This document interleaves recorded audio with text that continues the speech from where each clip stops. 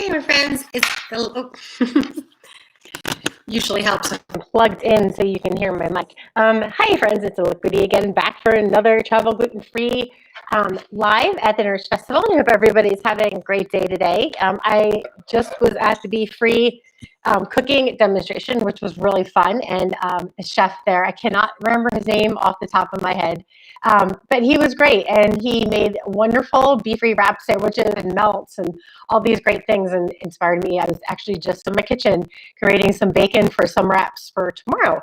So I hope you guys are all having fun at the Nurse Festival if you're watching this at Nurse. If not, this video is about 3 tips to gluten-free road travel. And so I do a lot of road tripping. I love road tripping. It's my favorite type of travel. And right now, it's pretty much one of the real viable options for travel for me because I live out west, and I can go road tripping to different places and out west here for sure. And it's really, really fun. And so I've done 2 road trips since COVID started. One is I went to Devil's Tower in July for my birthday, which was great. National parks are open, so you can go and see them. And then the second one I did was we went to not Cedar Springs, Steamboat Springs. We went there for a few days a couple weeks ago, which was really great. And so it's just nice to get out, and even if it's a small little 4-day trip, it's nice to get out and always wear a mask because it's safety first, and always bring hand sanitizer with me too. So just 3 common tips that I tell everybody for road trip travel. So one is that you need to definitely pack some food with you. So what I usually tell people is to pack them in boxes, and I go into more detail on that on my guide to traveling gluten-free. I talk about like how to pack food for a road trip and go into all the specifics, but you definitely want to bring some food with you to start. Just try not to overload on the food. That's what I usually do, but too much food in there. Excuse me. And so just bring some food with you to start, and bring like a breakfast item, a couple snacks. And so at least you have food with you, depending on how long your road trip's going to be and where you're going to go to. So if you know you're going to be in an area that's pretty densely populated, you don't have to bring that much. You can always stop somewhere, which leads me to my next trip. Number 2, don't depend on gas stations for food if you're gluten-free.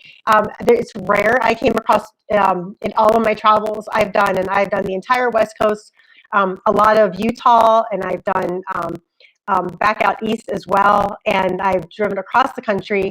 In all my travels I've done, I found, I think, 2 gas stations that actually had something that was safe for celiacs.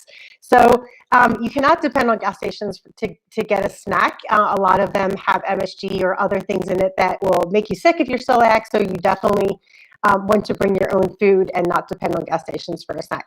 All right, my number 3 tip for road tripping is to keep a dining card with you, even if you're on a road trip, because you're very likely to stop at a restaurant. And what I usually tell people is to keep one with you and then make copies of it. That way you can give it to the server, because you're going to be going out to an area that you're not sure of and you not have eaten at that restaurant ever before.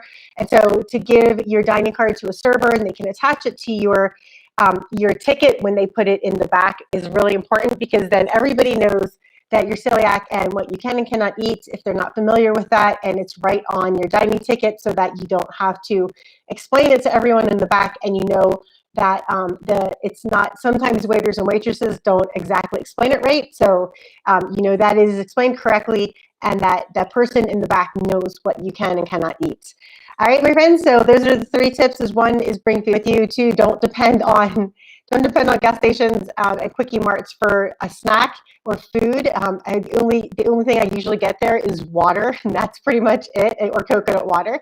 And number 3 is take a dining card with you, even on a road trip, because you usually be stopping somewhere to eat at some point that you're not familiar with. And so that way, everybody who sees your ticket will be able to see that and get that done. So, all right, my friends, I hope you're having a great time at the Nurse Festival. And remember, if you want more information about traveling gluten-free, definitely pick up my guide, The Guide to Traveling Gluten-Free. It's on Amazon. So if you go on Amazon and type in The Guide to Traveling Gluten-Free, it's right there. And it's also underneath in the details as well. I put a link to the book in there, which goes to my website, so you can find out more information about gluten-free travel, because it's very important to know before you go, especially if you're gluten-free. All right, my friends, I hope you're having a great day. Remember to enjoy food, enjoy travel, and enjoy life. This is Liquidy, and I can't wait to see you at the next live show.